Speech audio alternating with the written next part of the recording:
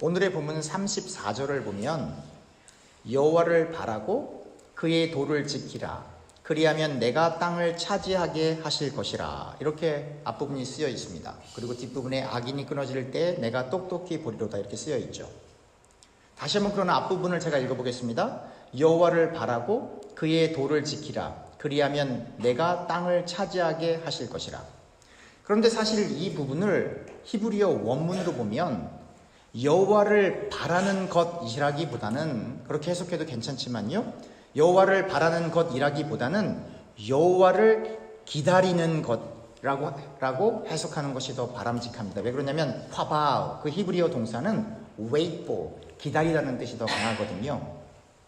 그래서 여호와를 바라는 것 대신에 여호와를 기다린다라고 이렇게 번역하는 것이 좀 더 바람직하고요. 땅을 차지하는 것으로 번역해도 좋지만 히브리어 야라시는 물론 차지한다는 뜻도 있지만 또 다른 뜻이 inherit, 상속받다, 물려받다라는 뜻도 있습니다. 그래서 상속받다 혹은 물려받다라고 번역하는 것이 조금 이 본문에서는 바람직합니다. 또한 한글 성경에서는 히브리어 동사 이 room, to be high or exalted 혹은 rise, 높이다라는 뜻이거든요. 이 동사를 생략해서 해석을 했는데요. 이러한 부분들을 다시 다 조합해서 원문을 가깝게 해석해서 읽어보면 이렇게 읽을 수가 있습니다. 여호와를 기다리고 그의 도를 지키라. 그러면 여호와가 내가 땅을 물려받도록 너를 높일 것이다. 이렇게 되는 겁니다.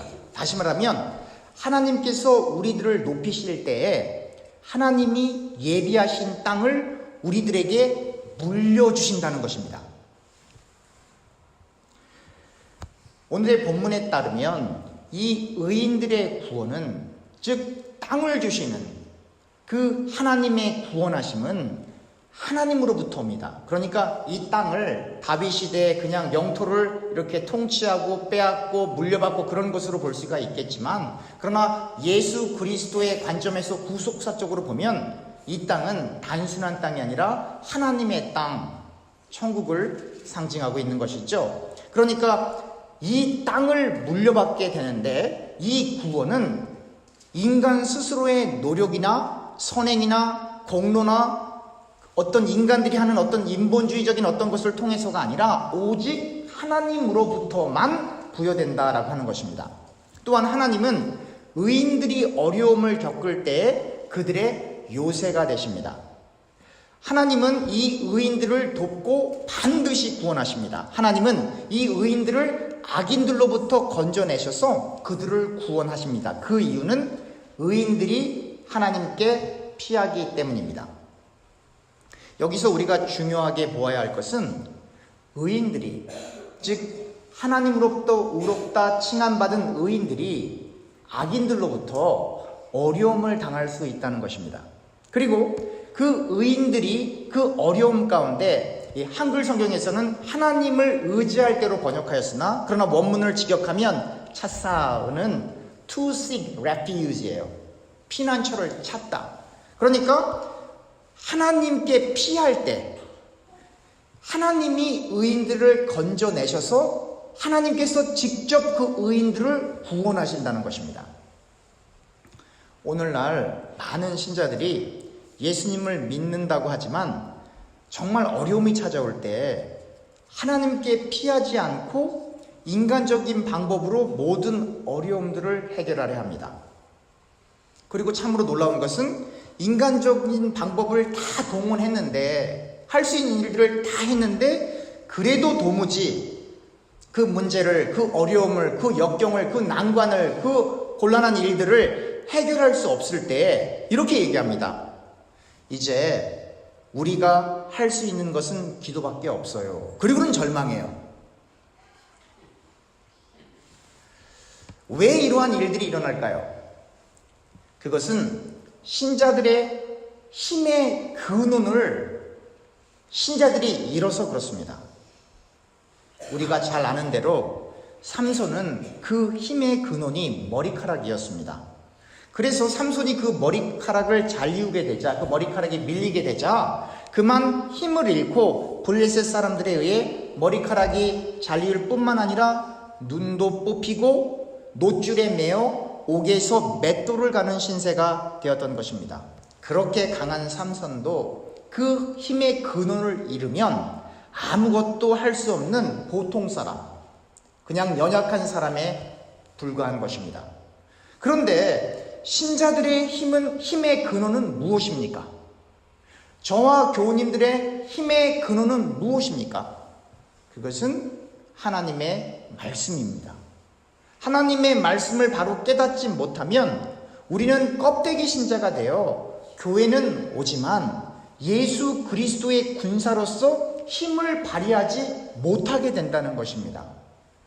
하나님의 능력이 우리의 삶 가운데 일어나야 하는데 전혀 일어나지 않는 것은 우리의 힘의 근원인 그 말씀을 깨닫지 못하고 사모하지 못하고 이해하지 못하고 읽지 않고 듣지 않기 때문에, 들어도 건성으로 들을 때가 많기 때문에 그만 우리의 삶 속에서 실질적으로 역사하는 그 하나님의 강력한 그 힘을 이미 주어져 있는데 느끼질 못하는 겁니다.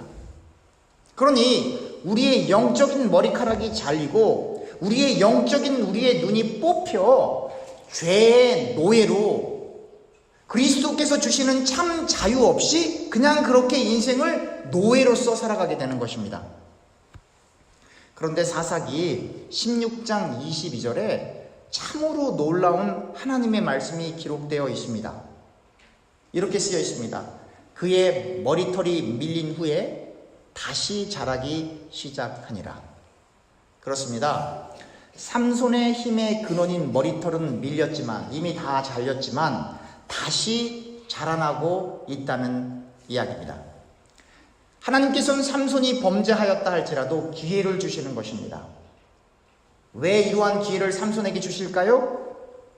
사명을, 하나님께서 삼손에게 주신 그 사명을 완수해야 하기 때문에 삼손의 머리털이 다시 자라게 나는 것입니다. 사사기 16장 28절에서부터 30절을 보면 이렇게 쓰여 있습니다. 삼손이 여호와께 부르짖어 이르되 주 여호와여 구하옵나니 나를 생각하옵소서. 하나님이여 구하옵나니 이번만 나를 강하게 하사 나의 두 눈을 뺀 블레셋 사람에게 원수를 단번에 갚게 하옵소서 하고, 삼손이 집을 버틴 두 기둥 가운데 하나는 왼손으로 하나는 오른손으로 껴 의지하고, 삼손이 이르되 블레셋 사람과 함께 죽기를 원하노라 하고 힘을 다하여 몸을 굽히매 그 집이 곧 무너져 그 안에 있는 모든 방백들과 온 백성에게 덮이니 삼손이 죽을 때 죽인 자가 살아있을 때 죽인 자보다 더욱 많았더라.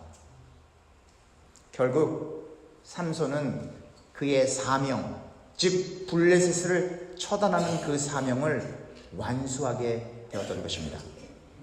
사랑하는 교우님들, 우리는 여기서 대단히 중요한 거 한 가지를 깨닫게 됩니다. 하나님의 사람은 사명 때문에 그 생명이 지속되는 것입니다. 우리는 우리의 사명이 다하면 하나님께서 우리의 생명을 걷어가시는 것입니다. 그러니 저와 교우님들은 교회에서 혹은 교회 밖에서 하나님의 사명이 주어질 때 제발 거절하지 마시고 최선을 다해 그 사명을 감당하시길 축원합니다. 그 사명이 하나님의 사람을 하나님의 사람답게 빚어가는 도구가 되는 것입니다. 때로는 신자들이 자신들의 범죄함과 잘못으로 여러 어려운 일들을 당할 때가 있습니다. 그럼에도 불구하고 완전히 추락하지 않고 이렇게 버둥버둥 살아가는 것은 하나님께서 각각의 신자들에게 부여하신 그 사명 때문입니다. 그래서 신자들은 모두가 그 처해 있는 상황과 일터와 모든 상황들은 다르지만 하나님이 주신 그 사명에 의해 각각 하나님의 일을 하고 있는 것입니다. 그렇기 때문에 그 사명을 받은 신자들에게 있어서 말씀은 생명인 것입니다. 말씀이 우리의 힘의 근원이 되는 것입니다. 우리가 말씀을 깨달아 하나님에 대한 이해가 깊어지면 깊어질수록 하나님의 말씀이 우리들의 실제적인 힘이 된다는 것을 느끼고 경험하게 되는 것입니다. 우리는 꼭 기억해야 합니다. 하나님이 말씀으로 천지를 창조하셨고 구약에서 예언된 말씀대로 예수님께서 이 땅에 오셔서 십자가를 지셨습니다. 예수님께서는 말씀으로 병자들을 고치시고 하나님 나라를 가르치셨고 구약과 신약에 나오는 믿음의 선진들이 말씀에 의존하여 그들에게 맡겨진 사명을 감당했다는 것입니다. 말씀이 생명입니다. 말씀이 우리들의 힘의 근원입니다. 이 말은 우리는 말씀 없이는 한시도 살 수 없는 예수 그리스도의 군사라는 뜻입니다. 오늘의 본문에 따르면 악인은, 즉 하나님에 의해 높여질 수 없는 사람은 이 땅에 있는 나무처럼 무성하게 번성하겠지만 실제로 많이들 번성하죠? 사라져 없어질 것이고 더 이상 사람들이 그 악인을 찾을 수 없을 것입니다. 하나님의 말씀을 따르지 않는 범죄자들은 모두 파멸될 것이고 악인들의 미래는 끊어질 것입니다. 사랑하는 교우님들, 이 땅에서 하나님 없이 인간적으로 세상적으로 성공하고 번영하는 사람들을 부러워하지 않기를 축원합니다. 또한 하나님 없이 이 땅에서 성공하려고 하는 모든 잘못된 생각들을 내려놓고 우리의 심령 가운데 성령 하나님께서, 즉 예수 그리스도의 영이 우리를 온전히 지배하실 수 있도록 모든 것들을 다 내려놓으실 수 있기를 축원합니다.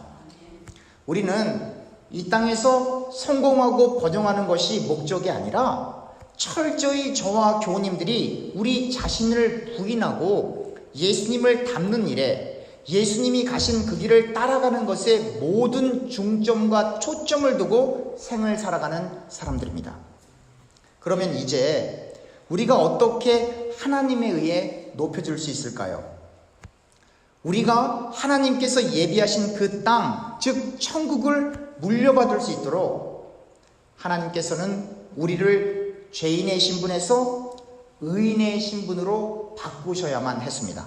마치 구약시대에 인간이 범죄하였을 때에 양과 같은 동물을 잡아서 그 피로 인간들의 죄를 대신했던 것처럼 그 예배의 정신대로 하나님께서는 하나님의 독생자 예수 그리스도의 피로 우리의 죄를 대속하심으로, redemption, 우리의 죄를 대속하심으로 우리의 신분을 바꾸셨던 것입니다. 요한복음 1장 29절입니다. 이튿날 요한이 예수께서 자기에게 나오심을 보고 이르되 보라, 세상 죄를 지고 가는 하나님의 어린 양이로다. 사도행전 8장 32절입니다. 읽는 성경 구절은 이것이니 일렀으되 그가 도살자에게로 가는 양과 같이 끌려갔고 털 깎는 자 앞에 있는 어린 양이 조용함같이 그의 입을 열지 아니하였도다.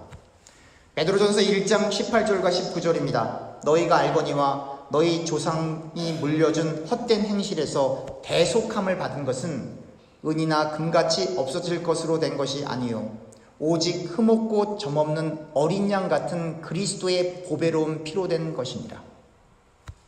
하나님께서는 우리를 높이시고 우리들에게 천국을 물려주시기 위해 아주 비싼 대가를 치르셔야 했습니다. 그것은 예수님의 보혈이었습니다. 저와 교우님들의 죄를 사하기 위하여 공의로우신 하나님은 우리들의 죄를 지불하셔야만 했던 것입니다.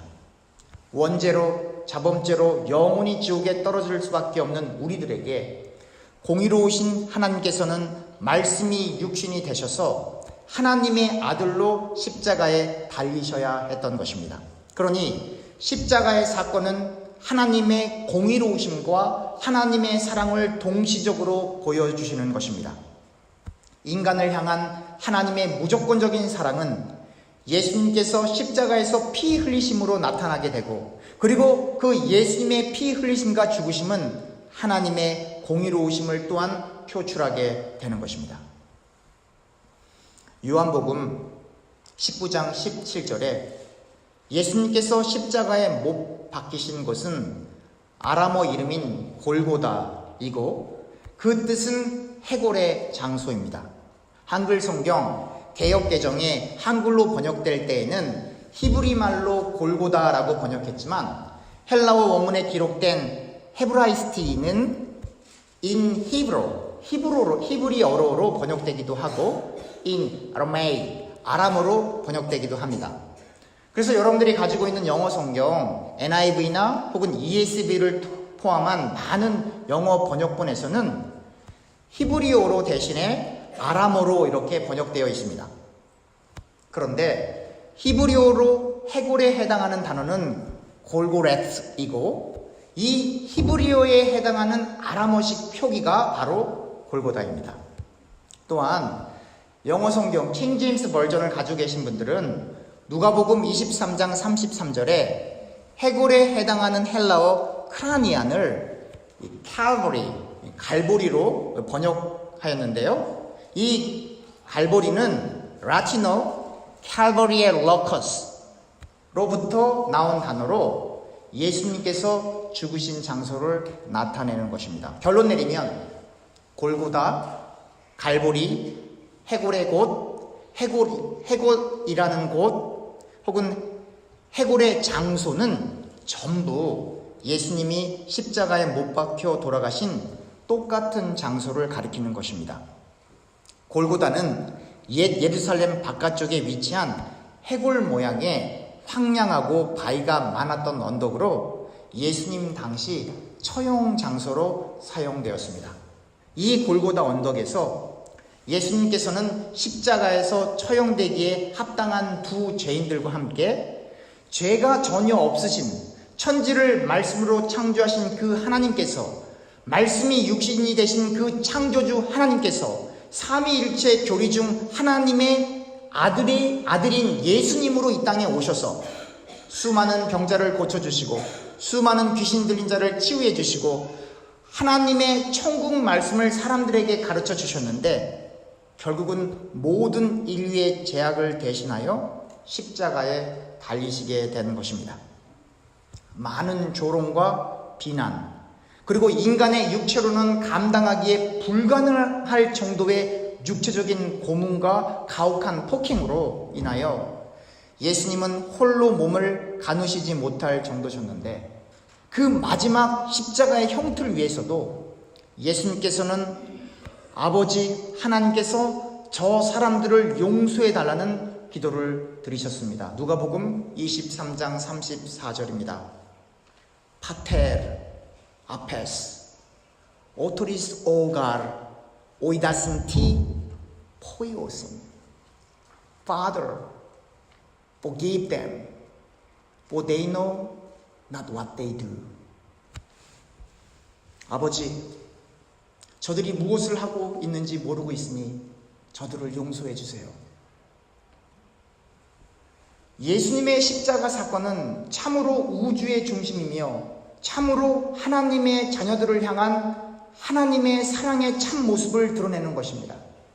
또한 끝까지 예수님을 십자가에 단 그 사람들을 용서해 달라고 기도하시는 예수님의 모습을 통해 우리 역시 용서하는 삶을 살아야 한다는 것을 배우게 됩니다. 예수님의 기도처럼 예수님을 십자가에 못 박는 사람들, 그리고 십자가에 달린 예수님을 조롱하는 사람들은 자신들이 무엇을 하고 있는지 모를 뿐만 아니라 알 수도 없었던 것입니다. 그 사람들이 예수님이 누구이신지 알았더라면 절대로 예수님을 십자가에 못 박을 수 없었을 것이고, 설령 예수님이 못 박히셨다 할지라도 감히 누가 예수님을 조롱할 수 있었겠습니까? 예수님을 십자가에 못 박은 사람들과 십자가에 달리신 예수님을 조롱하는 사람들은 예수님이 누구이신지 몰랐기 때문에, 예수님이 누구이신지 알 수 없었기 때문에 그렇게 했던 것입니다. 오늘날에도 이러한 일들이 반복적으로 일어나고 있습니다. 하나님께서 인간을 사랑하셔서 십자가의 사랑을 보여주셨는데 많은 사람들이 그 예수님이 누구이신지를 몰라서 그 예수님을 알 수가 없어서 예수님을 믿지 못하는 것입니다. 안 믿는 게 아니고 못 믿는 겁니다.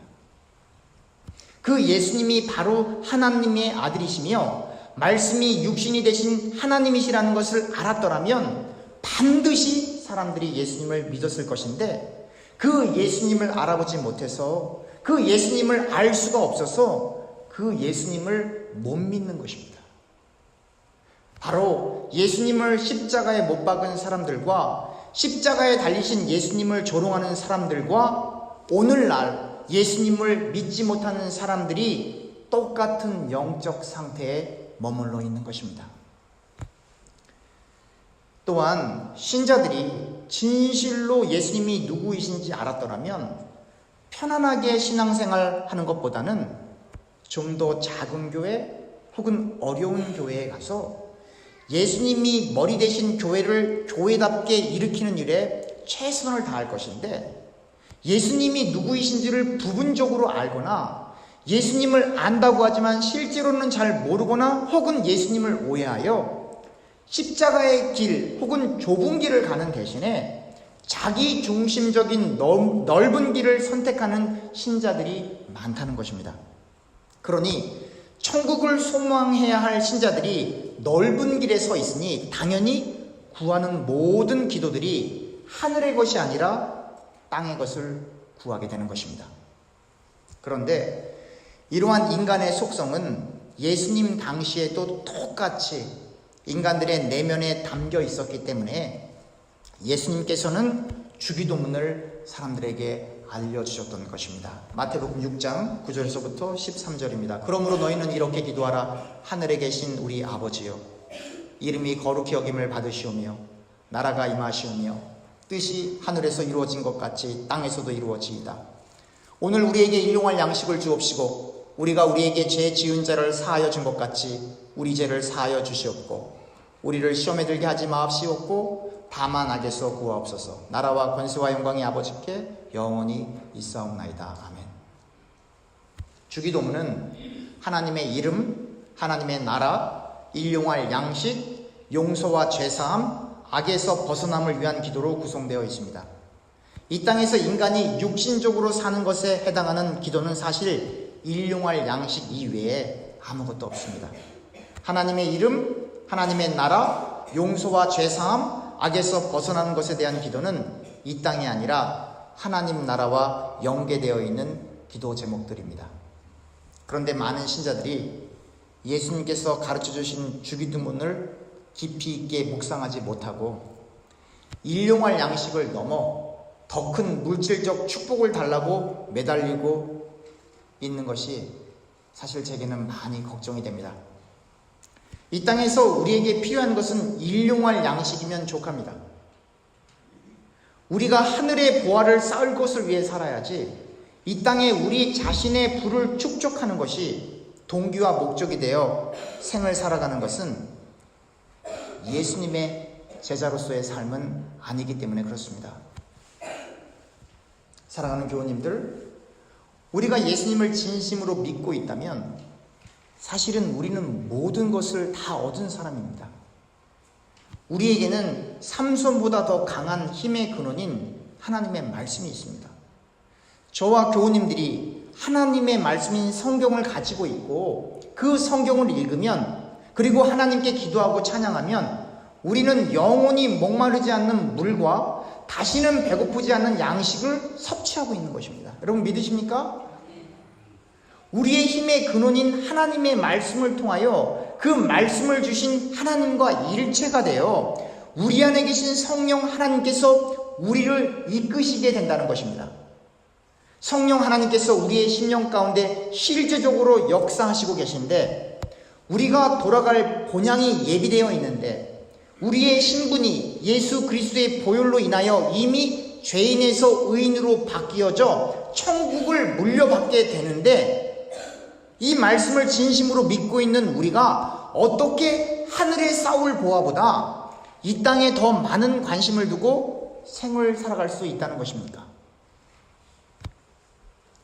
저와 교우님들은 철저히 하나님의 말씀을 통하여 우리의 내면을 살펴보아야만 합니다. 진심으로 우리가 하나님의 말씀을 힘의 근원으로 믿으며 그 말씀을 통하여 그 말씀 안에서 그 말씀에 의해 그리고 그 말씀대로 생각하고 행동하며 생을 살아가고 있는지 살펴보아야만 합니다. 하나님의 사람들인 저와 교우님들이 우리들의 힘의 근원인 하나님의 말씀을 통하여 늘 하나님과 동행하는 귀한 삶을 살아가실 수 있기를 간절히 축원합니다. 기도합시다.